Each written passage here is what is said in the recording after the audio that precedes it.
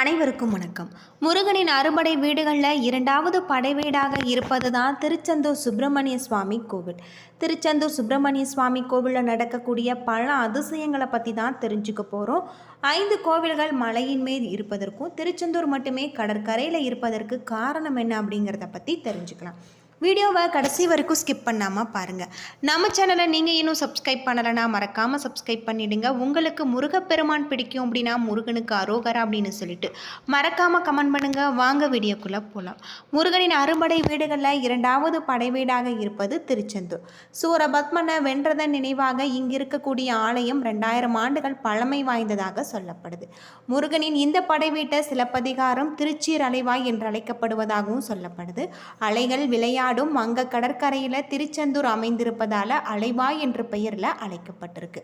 இறைவனுக்கு பெருமை சேர்க்கும் விதமாக இத்துடன் திரு என்ற அடைமொழியுடன் திருச்சீரவாய் என பல இலக்கியங்களில் பாடப்பட்டு இதுவே பெயராயிருக்கு.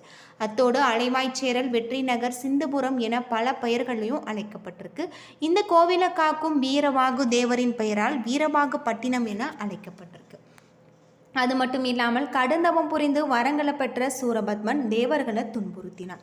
அவனது கொடுஞ்செயல்களால் பாதிக்கப்பட்ட தேவர்கள் சூரபத்மனை அழிக்கும்படி சிவபெருமானிடம் தஞ்சமடைந்திருக்காங்க. அவர்களது வேண்டுதலை ஏற்று தன்னுடைய நெற்றிக் கண்ணில் இருந்து 6 பொறிகளை உண்டாக்க அதிலிருந்து முருகப்பெருமான் தோன்றியிருக்காரு. அவ்வாறு தோன்றிய முருகன் தந்தையின் கட்டளையை ஏற்று சூரபத்மனை வதம் செய்ய இங்கு வந்ததாகவும் முருகப்பெருமானை தரிசிக்க இந்த இடத்துல தவம் செய்து கொண்டிருந்த வியாழ பகவானுக்கு காட்சியளித்து அசுரர்களுடைய வரலாற்று அவர்களிடமிருந்து கேட்டறிந்திருக்காங்க. தனது படை தளபதியான வீரபாகுவை சூரபத்மனுக்கு தூதனுப்பினான். ஆனால் அழிவின் விளிம்பில் இருந்த அசுரன் அதை மறுத்து யுத்தத்திற்கு அரைக்கோவல் விடுத்தான். முடிவில் முருகப்பெருமானால் வதம் செய்யப்பட்டு அவரது கொடியில இடம் பிடித்து நற்பேறு பெற்றதாகும். வியாழ பகவானின் வேண்டுகோளை ஏற்று அவ்விடத்தில் தங்கிய முருகப்பெருமான் விஸ்வகர்மாவை அழைத்து ஆலயம் எழுப்பியிருக்காங்க. சூரபத்மனை வெற்றி கொண்டதால இங்கு இருக்கக்கூடிய செந்தில்நாதர் என்றழைக்கப்பட்ட முருகப்பெருமானின் பெயர் மதுவி செந்தில்நாதர் எனவும் அழைக்கப்பட்டிருக்கு. இந்த கோவில் பல்வேறு சிறப்புகளை கொண்டிருக்கக்கூடிய வகையில் தான் அமைஞ்சிருக்கு. அது மட்டும் இல்லாமல் இங்கு முருகப்பெருமான் பல்வேறு சிறப்புகளில் காட்சி தருவதாகவும் சொல்கிறாங்க. ஓம் என்னும் வடிவில் அமைஞ்சிருக்கக்கூடிய இந்த கோவில் 17ஆம் நூற்றாண்டில் கட்டப்பட்டு 157 அடி உயரம் கொண்ட கோவிலின் கோபுரம் 9 தளங்களை கொண்டதாகும். யாழ் மட்டத்திற்கு மேலே 137 அடி உயரமும், வடக்கிலிருந்து தெற்காக 90 அடி நீளமும், கிழக்கு நோக்கி மேற்காக 65 அடி அகலமும் கொண்டிருக்கு. அது மட்டும் இல்லாமல் கோபுர உச்சியில் 20 அடி அகலம் மற்றும் 49 அடி நீளம் கொண்டிருக்கு. கோபுரம் 9 தளங்களை கொண்டிருக்கு என்பதை குறிக்கும். கோபுரத்தின் உச்சியில் 9 கலசங்கள் இருக்கு. இந்த திருக்கோவிலில் இருக்கக்கூடிய சண்முக விலாசம் என்னும் மண்டபம் 120 அடி உயரம் 60 அடி அகலம் கொண்டு பிரம்மாண்டமாக அமைஞ்சிருக்கு. இந்த மண்டபத்தை 124 தூண்கள் தாங்கி நிற்கிறதாக சொல்லப்படுது. இங்கு தரக்கூடிய இலை விபூதி பிரசாதம் தீராத பல நோய்களை தீர்க்கக்கூடிய அருமருந்தாக இருக்குது அப்படின்னே சொல்லலாம். இலை விபூதி பிரசாதத்தை சாப்பிடுவர்களுடைய உடலில் இருக்கக்கூடிய அனைத்து விதமான நோய்களும் தீரும் அப்படின்னும் சொல்லப்படுது. நந்தி பெருமான் பஞ்சலிங்கங்களின் வாகனமாக இருக்கார். முருகப்பெருமான் இருவேறு தோற்றங்களில் தனித்தனியே எழுந்தருளி அருள் பாலிப்பது இந்த திருக்கோவிலின் சிறப்பு. தெற்கு திசையை பார்த்தவாறு சண்முகர் என்ற பெயரும், கிழக்கு திசையை பார்த்தவாறு பாலசுப்பிரமணிய சுவாமி என வெவ்வேறு சன்னதியில் காட்சி தருவதாக சொல்லப்படுது. சூரபத்மனை ஆட்கொண்ட முருகப்பெருமான் வெற்றிக்கு நன்றி செலுத்தும் விதமாக தாமரை மலர வைத்து சிவபெருமான் பூஜை செய்ததாகும். இதனால் முருகப்பெருமானின் வலது கரத்தில் தாமரை மலர் இருப்பதை இன்றுமே நம்மால் காண முடியும். சிவயோகி போல தலையில் ஜடாமகுடம் தரித்திருக்கும் இவருக்கு இடதுபுறம் பின்புற சிவற்றில் ஒரு லிங்கம் இருக்கு. இந்த லிங்கத்திற்கு தீபாராதனை காட்டிய பிறகு முருகப்பெருமானுக்கு தீபாராதனை நடக்கிறதாகும். அதே போல சண்முகர் சன்னதியில் இருக்கக்கூடிய சுவாமிக்கு பின்புறத்தில் லிங்கம் இருக்கு. சிவலிங்கங்கள் இரண்டுமே இருளில் அமைந்திருப்பதால தீபாராதனை வெளிச்சத்தில் மட்டுமே பார்க்க முடியும் அப்படின்னு சொல்றாங்க. இந்த கோவிலில் எழுந்திருக்கக்கூடிய பாலசுப்பிரமணிய சுவாமிக்கு பூஜைகளுக்கு பிறகு வெண்ணிற ஆடையை சாத்துறாங்க. மற்றொரு சன்னதியில் இருக்கக்கூடிய சண்முகருக்கு பச்சை நிறம் கொண்ட ஆடையை அணிவித்து வருவதாகவும் சொல்லப்படுது. அது மட்டும் இல்லாமல் இங்கு 100 கிலோ எடை கொண்ட மணி கோவில் கோபுரத்தின் அறையில் 9வது அறையில் வைக்கப்பட்டிருப்பது தனி சிறப்புக்குரிய ஒன்று அப்படின்னும் சொல்லப்படுது. அது மட்டும் இல்லாமல் இந்த கோவிலுக்கு வரக்கூடிய பக்தர்கள் 4 கிணற்றில் நீராடி முருகப்பெருமான தரிசனம் செய்வது இன்னும் சிறப்புக்குரிய ஒன்று. சண்முகர், ஜெயந்திநாதர், குமரவிடங்கர், அலைவாய் பெருமாள் என்ற 4 உற்சவர்கள். உற்சவரில் குமரவிடங்கருக்கு மாப்பிள்ளை சுவாமி என்ற திருப்பெயரும், கோவிலின் மூலவருக்கு பின்பகுதியில் பாம்பரை என்ற சுரங்கப்பாதையும் வடிவமைக்கப்பட்டு இருக்கு. இங்கு செல்ல தனியாக நாம் கட்டணம் வசூலிக்கப்படுவதாகும். கட்டணம் செலுத்தி இங்கு சென்றால் முருகன் பூஜித்து வந்த பஞ்சலிங்கங்களை நாம் தரிசிக்கலாம். அது தவிர இங்கு முருகன் சன்னதிக்கு வலதுபுறத்தில் பஞ்சலிங்க சன்னதி இருக்குது. திருச்செந்தூரில் முருகன் சன்னதியில் மேற்கு திசையில் ராஜகோபுரம் இருக்குது. முருகப்பெருமான் இந்த தலத்தில் கடலை பார்த்தபடி கிழக்கு நோக்கி காட்சி தராரு. பொதுவாக கோவிலின் பிரதான கோபுரத்தை சுவாமிக்கு எதிரில் அமைப்பது வழக்கம். அதன்படி கிழக்கு திசையில் ராஜகோபுரம் அமைந்திருக்க வேண்டும். இதனால் அந்த பகுதியில் கடல் இருப்பதால் மேற்கு பகுதியில் கோபுரம் கட்டப்பட்டிருக்கு. முருகப்பெருமான் இருக்கக்கூடிய மூலஸ்தானத்தின் பீடத்தை விட கோபுர வாசல் உயரமாக இருப்பதாக சொல்லப்படுது.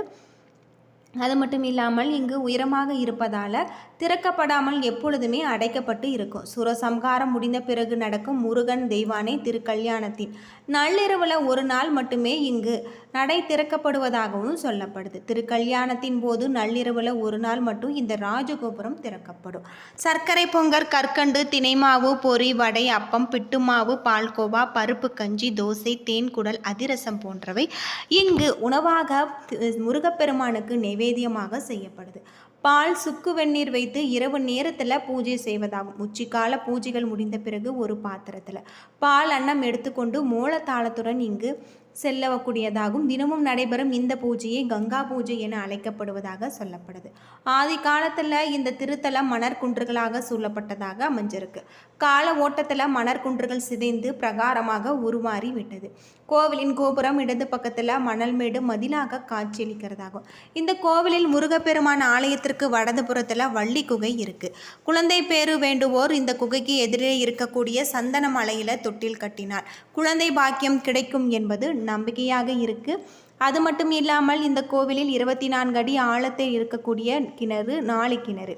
கோவிலுக்கு வரக்கூடிய பக்தர்கள் இந்த கிணற்று நீரில் நீராடிய பின்னர் கடலில் குளிக்க வேண்டும். முருகப்பெருமான் சிவபெருமானின் அருளால் தோன்றியவர். பிரணவ மந்திரத்தை பிரம்மாவுக்கே போதித்தவர். மகாவிஷ்ணுவின் அன்புக்குரியவராக முருகப்பெருமான் விளங்குவதால் மும்மூர்த்திகளின் அருளை பெறவர். இங்கு உணர்ந்து விதமாக திருச்செந்தூரில் ஆவணி மாத திருவிழா மும்மூர்த்திகளின் அம்சமாக காட்சி தருவதாக சொல்லப்படுது. சூரசம்ஹாரத்திற்கு பிறகு மகாதேவர் சன்னதிக்கு வரக்கூடிய ஜெயந்திநாதருக்கு முன் ஒரு கண்ணாடி வைக்கப்படும். அந்த கண்ணாடியில் தெரியக்கூடிய பிம்பத்திற்கு அபிஷேகம் செய்யறாங்க அர்ச்சகர். இந்த நிகழ்வினை சாயா அபிஷேகம் என்றும், சாயா என்றால் நிழல் என்றும் பொருள்.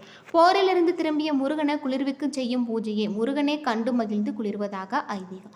இத்துடன் சூரசம்ஹாரம் இனிதே நிறைவடையும். கந்த சஷ்டி விழாவின் பக்தர்கள் முருகன் மீது மஞ்சள் திருநீற்று குளிர்வித்து மகிழ்ச்சி அடைவாங்க. வியாழ பகவானின் வேண்டுகோளை ஏற்றுக்கொண்டதால் குரு பகவான் அருளை பெற விரும்புவோர் குரு திசையில் இறைவனை வணங்கி பலன் பெறலாம். ஜெயந்திநாதன் அருளால் இங்கு விளங்குவதால் முருகப்பெருமான வணங்குவோர் வாழ்க்கையில் வெற்றி நிச்சயம் என்பது நம்பிக்கையாக இருக்குது அப்படின்னு சொல்லப்படுது. இந்த கோவிலில் ஏவல், பில்லி சூனியம் போன்றவற்றால் பாதித்தவர் இந்த ஆலயத்தில் வழிபட்டால் தீவினை நீங்கி பலன் பெறலாம்.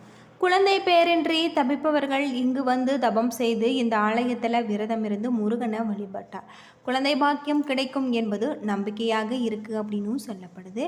அது மட்டும் இல்லாமல் இங்கு இந்த கோவில் என்றும் மாறாத இளமையும் குன்றாத அழகையும் கொண்ட முருகனின் சிவந்த நிறத்தில் செந்தில் என அழைக்கப்பட்டு செந்தில்நாதர் வண்ண மயிலேறி தன்னை வணங்கும் பக்தர்களுக்கு யோகம், வேகம் மற்றும் போகத்தை வழங்கக்கூடியவராக இருக்கார். அதிகாலை 5 மணி முதல் இரவு 9 மணி வரை நடை திறந்திருக்கும். திருவிழா காலங்களில் நடை திறப்பு நேரம் மாறுதல்களுக்கு உட்பட்டதாக இருக்குது. என்ன நண்பர்களே, இந்த வீடியோ உங்களுக்கு பயனுள்ள ஒரு தகவலை தந்திருக்கும்னு நினைக்கிறேன்.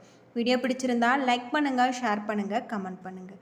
இதுபோல் தகவலை தெரிஞ்சிக்க நம்ம சேனலை மறக்காமல் சப்ஸ்கிரைப் பண்ணிவிடுங்க. நன்றி நண்பர்களே.